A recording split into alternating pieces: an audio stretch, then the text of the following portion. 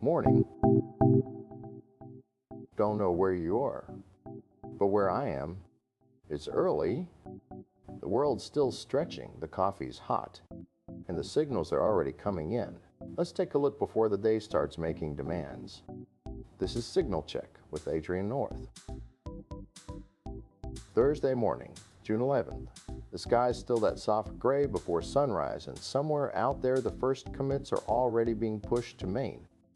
Coffee's in hand, notifications waiting. Let's see what moved overnight while the rest of the world was quiet. So there's another Microsoft Defender Zero day in the wild. This one's called Rogue Planet, and it's not great. A researcher named Chaotic Eclipse also goes by Nightmare Eclipse, which, sets the tone, just dropped a proof of concept exploit. And what it does is grant full system access on fully updated Windows machines. System. That's the keys to the kingdom. The concerning part here isn't just the exploit itself, as that this researcher has been on a tear lately. Multiple Defender Zero days. Each one a new crack in what's supposed to be the operating system's first line of defense. Microsoft hasn't patched this yet, which means right now there's a window where someone who knows what they're doing can walk right through the front door, and the Defender just waves them in. Now here's a new one. Researchers have found a way for websites to track what other sites and apps you're opening. Not through cookies or browser fingerprinting, but through your SSD. They're calling it the Frost attack. It works by measuring tiny timing variations in how your solid-state drive responds to certain operations. When you open a program or visit a site, your SSD behaves in microscopically different ways depending on what's already cached, what's being read, how the data is fragmented. A malicious website can run JavaScript that pokes at your drive's timing, and from those millisecond differences infer what you've been doing, what apps you've launched, what sites you've visited recently. It's like watching someone's shadow to figure out where they've been. You're not seeing them directly, but the traces are enough. And the thing is, this isn't a browser bug you can patch. It's a fundamental characteristic of how SSDs work. That makes it harder to defend against. The hardware itself is leaking information.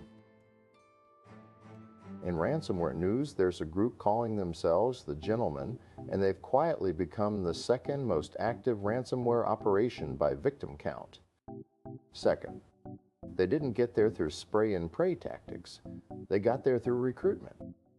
They've been aggressively pulling in talented hackers, real skill, not just script kiddies, and building out what looks like a professional cybercrime organization.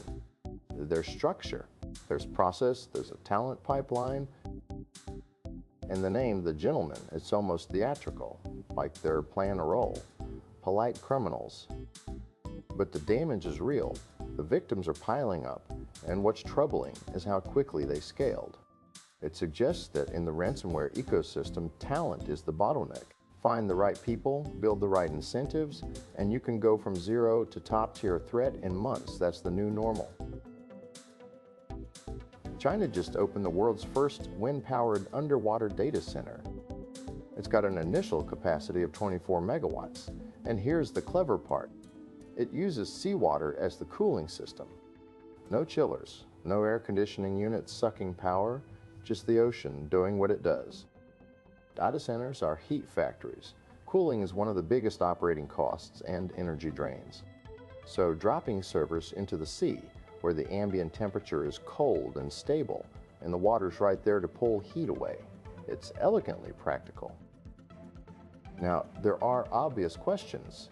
Maintenance, corrosion. What happens when something breaks and you need to get down there? But as an experiment in rethinking infrastructure, it's fascinating, especially as AI and computation keep demanding more power, more cooling, more resources. Maybe the future of the cloud is underwater. NASA's Curiosity rover has been doing science on Mars for 13 years. 13. And JPL is still keeping it alive, still pulling data, still running experiments with hardware that was never designed to last this long. The rover's wheels are shredded. Its drill has seen better days. The software has been patched and repatched so many times it's practically a ship of Theseus at this point. But the team at JPL keeps finding ways to adapt. They route around broken instruments, they update mission parameters, they squeeze new science out of old sensors. It's a masterclass in making things last, not through over-engineering from the start, but through creativity and deep system knowledge over time. There's something almost poetic about it. This little robot, millions of miles away, still sending home postcards from another world because a team of humans refuses to let it stop. That's engineering as an act of care. That's Signal Check for today. Close the tabs, step outside. The day's waiting. We'll talk again next time.